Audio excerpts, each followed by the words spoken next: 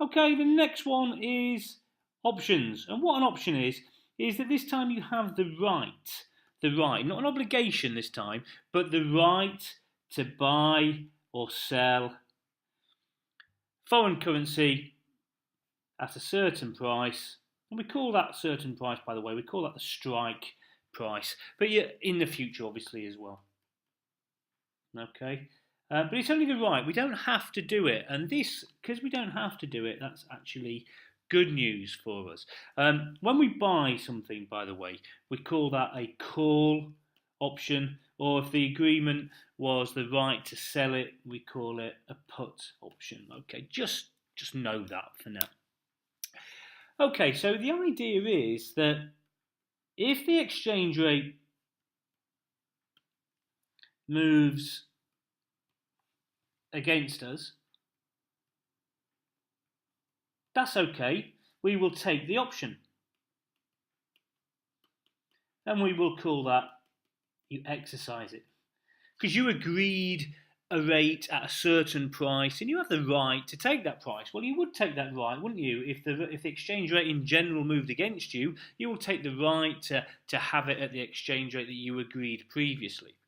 However, if the exchange rate moves in our favour, then you think to yourself, damn, I wish I never had this flipping option.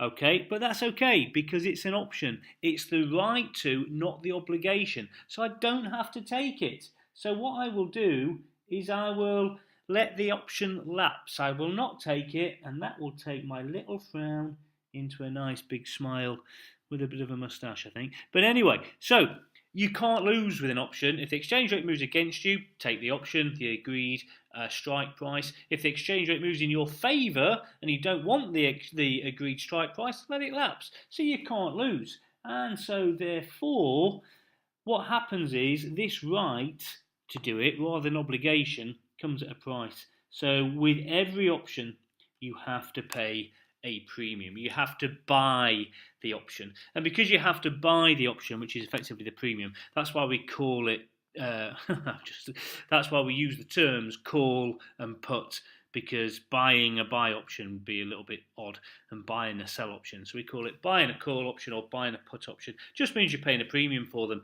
because you cannot lose.